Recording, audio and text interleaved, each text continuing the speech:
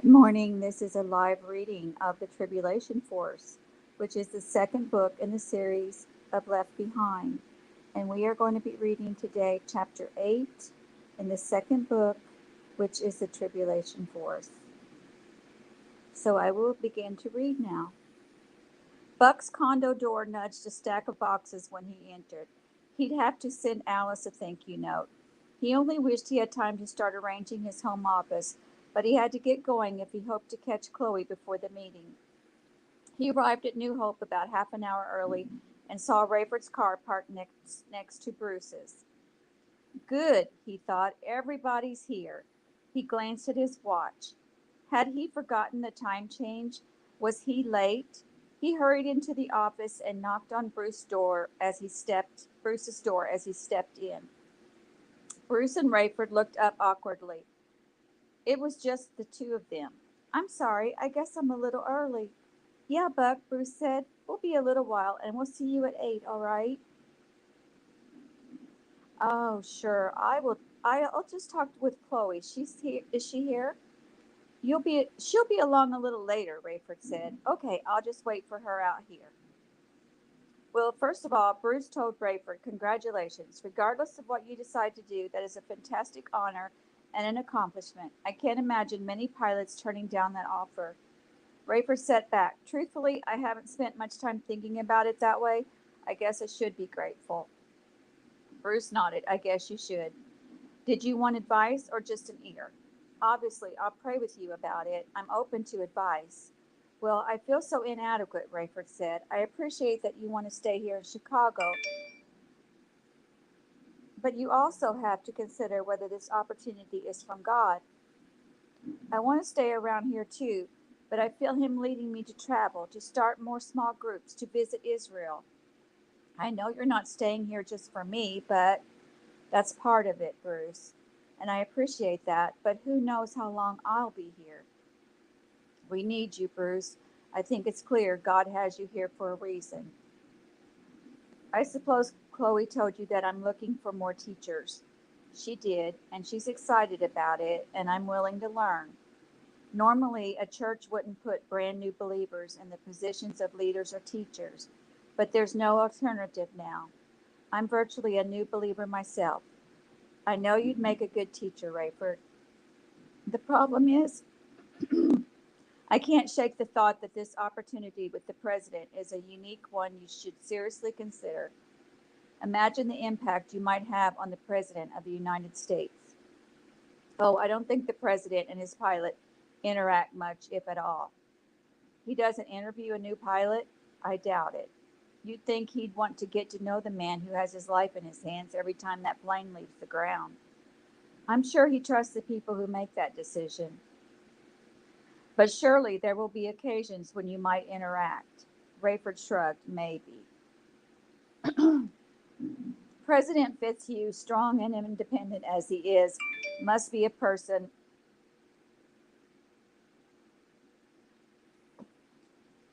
must be must be as personally frightened and searching as any private citizen.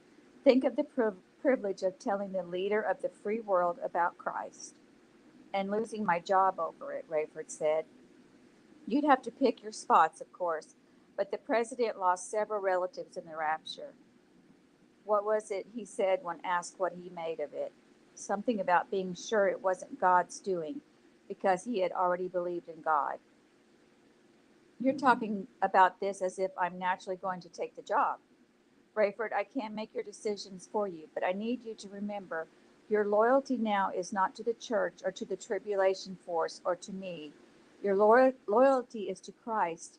If you decide not to pursue this opportunity, you had better be dead sure it's not of God. It was just like Bruce, Rayford thought, to put a whole new spin on this. Do you think I should say anything to Chloe or Buck? We're all in this together, Bruce said. Meanwhile, Rayford said, let me bounce something else off of you. How do you feel about romance during this point of history? Bruce suddenly looked uncomfortable. Good question, he said. Frankly, I know why you're asking. Rayford doubted that. I know the loneliness you must feel. At least you have Chloe for companionship, but you must have the same aching emptiness that I feel after losing my wife. I've thought about whether I'm to go on alone through the next 7 or so years. I don't like the prospect, but I know I'll be busy. To be very transparent with you, I suppose I harbor some hope that God might bring someone into my life. Right now is too soon, of course. I'll grieve and mourn my wife for a long time, as if she were dead. I know she's in heaven, but she's dead to me. There are days when I feel so alone I can hardly breathe. This was a revelatory, as Bruce had been since telling his own story of having missed the rapture, and Rayford was stunned that he had been the one to instigate it. He had merely been asking for Chloe's sake. She had become enamored of Buck, and if that wasn't going to work out, should she put herself in a situation where someone else might come along, or was that inappropriate, given the few years left before Christ's return again? I'm just curious about the logistics, Rayford explained. If two people fell in love, if two people fell in love, what should they do about it? Does the Bible say anything about marriage during this period? Not specifically, Bruce said, as far as I can tell, but it doesn't prohibit it either. And kids, would it be prudent for a couple to bring children in this world now? I haven't thought about that, Bruce said. Would you want another child at your age? Bruce, I'm not looking to marry again. I'm thinking of Chloe. I'm not saying she has any prospects, but if she did, Bruce squeaked back in his chair. Imagine having a baby now, he said. You wouldn't have to think about junior high school, let alone high school or college. You would be raising that child, preparing him or her for the return of Christ in just a few years. You'd also be quarantining a child a life of you'd also be quarantining a child a life of fear and danger and a 75% chance of dying during the judgments to come. Bruce rested his chin on his hand, elbow on the desk. True enough, he said. I'd have to advise a lot of caution, prayer, and soul searching before considering that. Buck had never been good at waiting. He browsed the shelves of the sitting area outside Bruce's office. Apparently, this was where the former pastor had stored his less frequently used reference books. There appeared to be dozens of books on Old Testament themes. Buck leafed through a few of them, finding them dry. Then he came across a church photo directly dated 2 years earlier. There, under the bees, was a picture of a younger, long-haired Bruce Barnes. He looked a bit fuller in the face, wore a pasted-on smile, and surrounding him were his wife and children. What a treasure Bruce had lost. His wife was pleasant-looking and plump, with a weary but genuine smile. On the next page was Dr. Vernon Billings, the now departed senior pastor. He looked at least in his mid-60s and was shown with his petite wife and 3 children and their respective spouses. Bruce had already said that the entire family had been raptured. Pastor Billings had a Henry Fonda-ish quality, with deep crow's feet and crinkly smile. He looked like a man Buck would have enjoyed knowing. Buck flipped to the other end of the directory and found the Steeles. There was Rayford in his pilot's uniform, looking pretty much the same as he did today, with perhaps slightly less gray in the hair and a little more definition in his face. And Irene, it was the first picture of her he had seen. She looked bright and cheery, and if you could believe the Fadish study of photopsychology, she appeared more devoted to her husband than he did to her. Her body leaned toward him. He sat rigid, straight up. Also in the picture was Rayford Jr., identified in the caption as Ramey 10. He and his mother had asterisks by their names. Rayford did not, and neither did Chloe, who was listed as 18, freshman, Stanford University, Palo Alto, California. Not pictured. Buck flipped to the legend, which explained that an asterisk indicated a church member. The rest, he assumed, were mere attenders. Buck looked at his watch. 10 to 8. He appeared out the window to the parking lot. The Steele's second car was there next to Rayford's and Buck's and Bruce's. He put his hand on the glass to cut the glare and could make out Chloe behind the wheel. 10 minutes was hardly enough time to talk, but he could at least greet her and walk her inside. As soon as Buck stepped out the door, Chloe emerged from the car and hurried toward the church. Hey, he said. Hello, Buck, she said, clearly without enthusiasm. Flowers still in the trash, he tried, hoping for some clue to what was up with her. As a matter of fact, they are, she said, brushing past him and opening the door herself. He followed her up the stairs, through the foyer, and into the offices. I don't think they're ready for us yet, he said, as she went directly to Bruce's door and knocked. Apparently, Bruce told her the same thing as she backed out with an apology. Obviously, Chloe would rather be anywhere but there and looking at anything but him. She had been crying, her face was red and blotchy. He ached to reconnect with her. Something told him this was not just a mood, a part of her personality he would have to get used to. Something specifically was plainly wrong, and Buck was in the middle of it. There was nothing he would rather do right now than get to the bottom of it, but that would have to wait. Chloe sat with her arms and legs crossed, her top legs swinging. Look what I found, Buck said, thrusting the old church directory under her nose. She didn't even reach for it. She said. Buck opened it to the bees and showed her Bruce and Dr. Billings' family. Suddenly she softened, took the directory and studied it. Bruce's wife, she said softly, and look at those children. Your family is in there too, Buck said. Chloe took her time getting to the S's, studying page after page of pictures as if looking for anyone else she recognized. Went to high school with him, she said idly. She and I were in the same fourth grade. Mrs. Schultz was my freshman PE teacher. When she finally got to her own family, she was overcome. Her face contorted and she stared, the tears coming.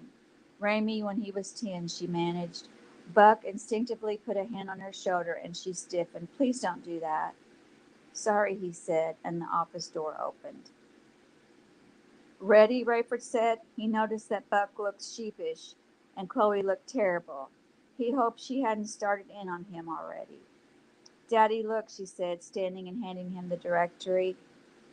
Rayford's throat tightened and he sucked in a huge breath when he saw the photo. He sighed painfully. It was almost too much to take. He closed the directory and handed it to Buck, but at the same time he heard Bruce's chair squeak. What are you guys looking at? Just this, Buck said, showing him the cover and trying to replace it in the bookshelf. But Bruce reached for it. It's a couple of years old, Buck added. About a month after we started coming here, Rayford said. Bruce flipped right to the picture of his family, stood studying it for several seconds, and said, You're in here, Rayford? Yes, Rayford said simply, and Buck noticed him trying to get Chloe to move into the office. Bruce turned to the steel picture and nodded smilingly. He brought the directory back into the office with him, tucked it under his Bible and notebook, and opened the meeting in prayer.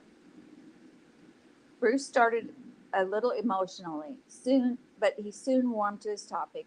He was flipping from Revelation to Ezekiel and Daniel and back again, comparing the prophetic passages to what was happening in New York and the rest of the world. Any of you hear the news about the two witnesses in Jerusalem today? Buck shook his head, and Rayford did the same. Chloe did not respond. She was not taking notes either or asking any questions. A reporter said that a little band of a half-dozen thugs tried to charge the two, but they all wound up burned to death.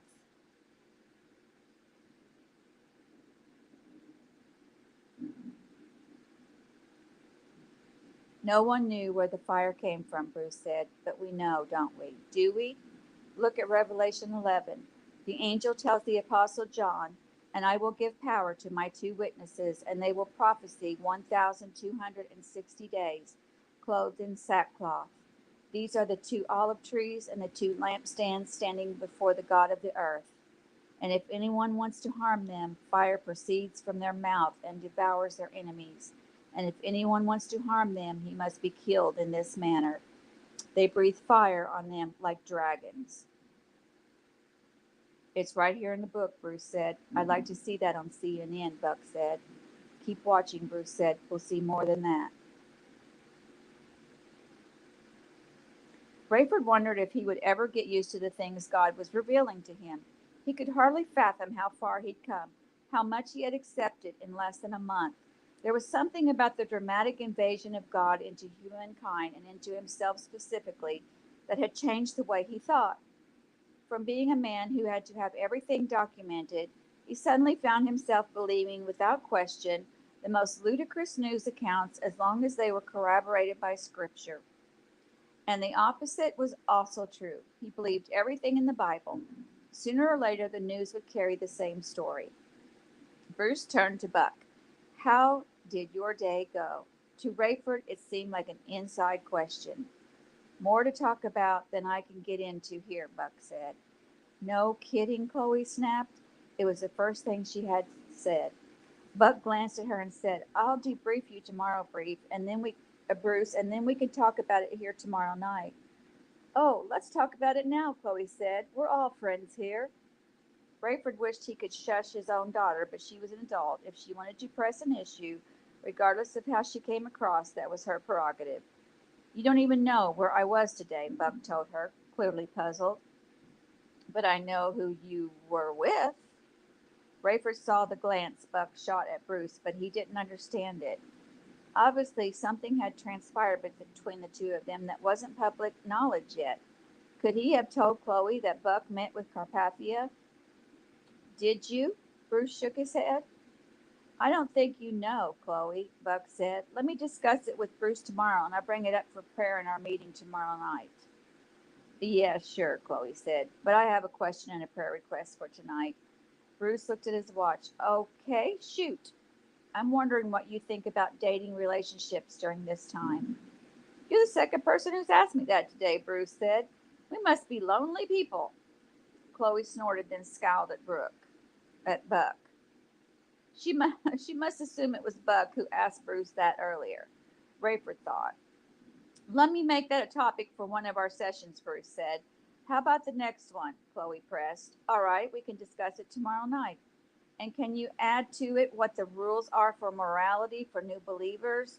Chloe said. Excuse me?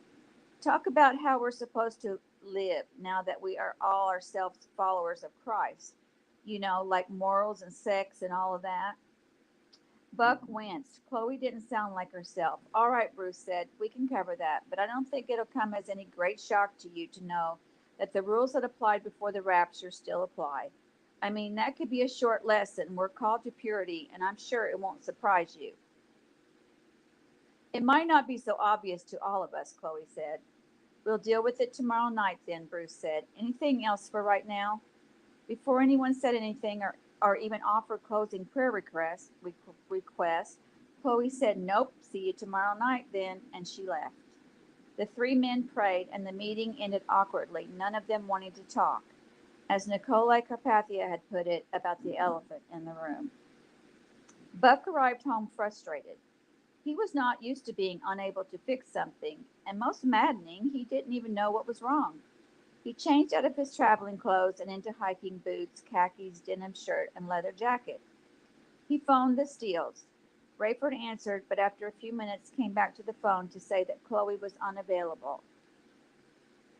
Buck was only guessing, but it sounded as if Rayford was as frustrated with her as he was. Rayford, is she standing right there? That's correct.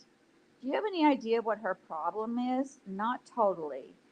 I want to get to the bottom of it, Buck said. I concur with that. I mean, tonight. Affirmative, absolutely. You can try her again tomorrow. Rayford, are you telling me it's all right for me to come there right now? Yes, you're right. I can't promise she'll be here, but try again tomorrow. So if I came there right now, I would not be offending you? Not at all. We'll expect your call tomorrow then. I'm on my way. Okay, Buck, talk to you then. Rayford didn't like deceiving Chloe. It was almost like lying. But he had enjoyed the coded banter with Buck.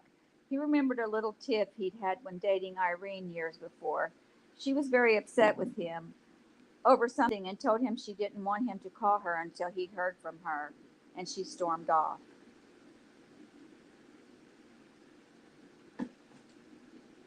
He hadn't known what to do, but his mother gave him some advice. You go to her right now, find her, and put the ball in her court. She can walk away from you once, but if she sends you away when you're coming after her, then you'll know she's serious. She may not know her own mind, but down deep, if I know women, I know she'd rather you pursue her than let her run. And so, in a way, he had encouraged Buck's instinct to do the same with Chloe. He knew they weren't an item yet, but he thought they both wanted it that way. He had no idea what this other woman in Buck's life was all about, but he was sure that if Buck forced the issue, Chloe would confront him about her and find out. If Buck was living with someone, that was a problem for Rayford and Bruce, as well as for Chloe. But Chloe's evidence seemed thin at best. So he's going to try to call me tomorrow, Chloe said. That's what I told him. How did he react? He was just clarifying. You sounded pretty clear. I tried to be. I'm going to bed, she said. Why don't we talk a while first? I'm tired, Dad, and I'm talked out. She moved toward the stairs. Rayford stalled her. So will you take his call tomorrow, you think? I doubt it. I want to see how he reacts to Bruce's teaching tomorrow night. How do you think he'll react? Dad, how would I know? All I know is what I saw this morning. Now let me go to bed. I just want to hear you out on this, hon. Talk to me. I'll talk to you tomorrow. Well, would you stay up and talk to me if I talked about me and my job situation instead of you and Buck? Don't put me and Buck in the same sentence, Dad. And no, unless you're getting fired or switching jobs or something, I'd really rather do it another time. Rayford knew he could snag her attention with what had happened to him that day. From the note from Hattie to the bogus harassment charge to the meeting with Earl Halliday.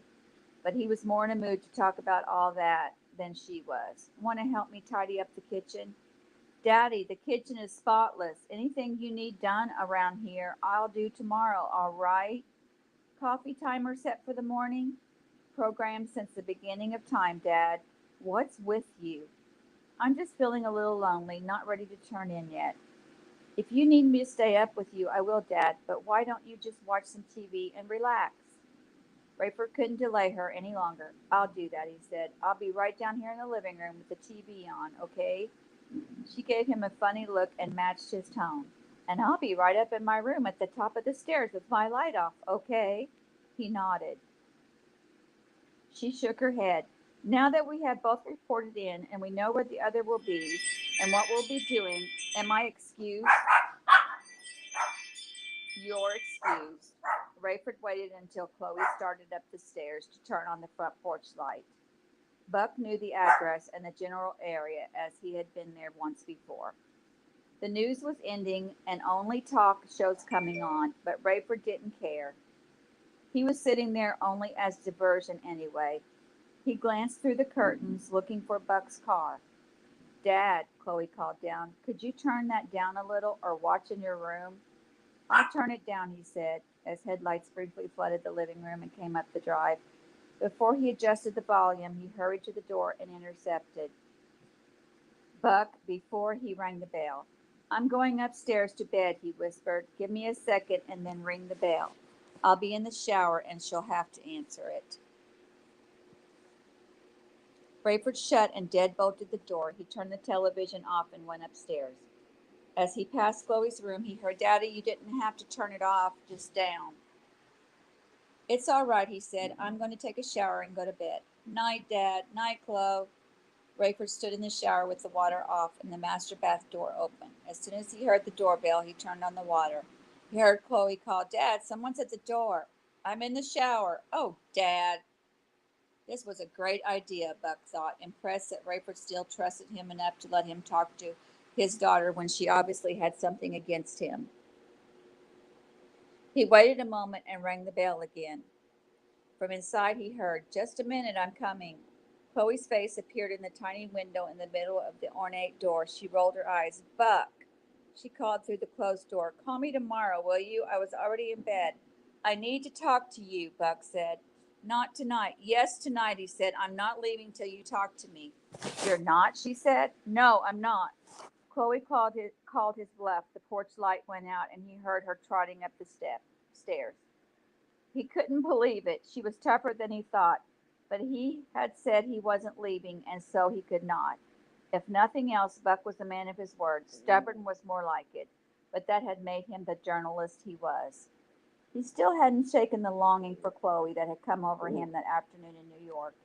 He'd wait her out, he decided. He'd be on her stoop in the morning when she got up, if that's what it took. Buck moved to the step at the edge of the porch and sat with his back to the front door, leaning on one of the stately pillars. He knew she would be able to see him if she came back to check. She'd probably be listening for his car, and she wouldn't hear a thing. Daddy, Chloe called from Rayford's bedroom door. Are you about done? Not really. What's up? Buck Williams is at the door and he won't leave. What do you want me to do about it? Get rid of him. You get rid of him. He's your problem. You're my dad. It's your duty. Did he harm you? Has he threatened you? No. Now, Dad. I don't want him to leave, Chloe. If you do, you send him away. I'm going to bed, she said. So am I. Rayford turned off the shower and heard Chloe slam his bedroom door, then hers. Would she really go to bed and leave Buck on the porch? Would Buck stay? Rayford tiptoed to his door and opened it far enough to be able to keep tabs on Chloe. Her door was still shut. Rayford slipped into bed and didn't move, listening. It was all he could do to keep from chuckling out loud. He had been put on a short list of candidates to be the new pilot for the President of the United States, and here he was, eavesdropping on his own daughter. It was the most fun he'd had in weeks. Buck hadn't realized how chilly the night was until he had sat next to that cold pillar for a few minutes. His jacket squeaked when he moved, and he raised the fur-lined collar around his neck. The smell reminded him of the many places in the world he had dragged this old bomber jacket. More than once he had thought he'd die in the thing. Buck stretched his legs in front of him and crossed them at the ankles, suddenly realizing how tired he was. If he had to sleep on this porch, he would. Then, in the stillness, he heard the faint creaking of the steps inside. Chloe was creeping down to see if he was still there. If it had been Rayford, the steps would have been louder and more sure. Rayford would probably have told him to give it up and go home, that they would try to deal with the problem later. Buck heard the floor near the door creak. Just for effect, he tilted his head toward the pillar and rearranged his posture as if settling in for a snooze. The footsteps back up the stairs were not so muffled. What now? Rayford had heard Chloe open her door and make her way down the stairs in the darkness. Now she was on her way back up. She whipped her door open and slapped at the light switch. Rayford leaned so he could see her emerge, which she did a moment later just before she turned out the light. Her hair was pinned atop her head, and she wore her floor-length terry cloth robe.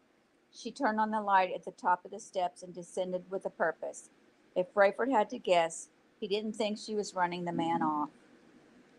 Buck saw his shadow on the lawn and knew a light was on behind him, but he didn't want to appear either overconfident or too eager. He stayed right there where he was, as if already asleep. The door was unlocked and opened, but he heard nothing else. He sneaked a peek. That apparently was her invitation to come in. I've come this far, Buck thought. That's not good enough. He resumed his position, his back to the door. Half a minute later, he heard Chloe stomping to the door again. She swung open the storm door and said, What do you want? An engraved invitation? What? Buck said, pretending to be startled and turning around. Is it morning already? Very funny. Get in here. You've got 10 minutes. He stood to go in, but Chloe let the storm door slap shut as she went to sit on one end of the couch in the living room. Buck let himself in. That's all right, he said. I'll keep my coat. This visit was your idea, not mine, she said. Forgive me if I don't treat you as if you were invited. Chloe sat with her feet tucked under her, arms crossed as if granting him an extremely reluctant audience. Buck draped his jacket across an easy chair and slid the footstool in front of Chloe. He sat there staring at her as if trying to think of where to begin. I'm hardly dressed for visitors, she said. You look great, no matter what you're wearing. Spare me, she said. What do you want? Actually, I wanted to bring you flowers, he said, seeing as how yours are in the trash. Do you think I was kidding? She said, pointing past him. He turned and looked. Sure enough, a huge bouquet of flowers were jammed in a wastebasket. I don't think you were kidding, Buck said. I just thought you were being figurative, and I hadn't heard that expression. What are you talking about? When you told me the flowers were in the trash, I thought it was some sort of phrase I'd never heard. It had the flavor of the cat is out of the bag or the water is under the bridge. I said the flowers were in the trash, and that's what I meant. I mean, what I say, Buck. Buck was at a loss. They seemed to be on different pages, and he wasn't even sure it was the same script. Could you tell me why the flowers are in the trash? Maybe that would help clarify things for me. Because I didn't want them. Oh, silly me, makes sense. And you didn't want them because? He stopped and shook his head as if she should fill in the blank. They insult me because of where they came from. And where did they come from? Okay, then because of who they came from. And they came from whom? Oh, Buck, really, I don't have time for this, and I'm not in the mood. Chloe moved to stand, and suddenly Buck was angry. Chloe, wait just a minute. She sat back down and folded up again, looking perturbed. You owe me an explanation. No, you owe me an explanation, Buck sighed. I'll explain anything you want, Chloe, but no more games. It was clear we were attracted to each other, and I know I gave off some less than interested signals Friday night, but today I realized. This morning, she interrupted, obviously fighting tears. I discovered why you seem to have lost interest all of a sudden. You were feeling guilty about not telling me everything. If you think those flowers fixed anything, Chloe, let's talk about real problems. I'd had nothing to do with those flowers. For once, Chloe was silent. And that is the end of chapter 8. Next, we will be reading chapter 9. Thank you for coming. Have a wonderful day, and you're free to go.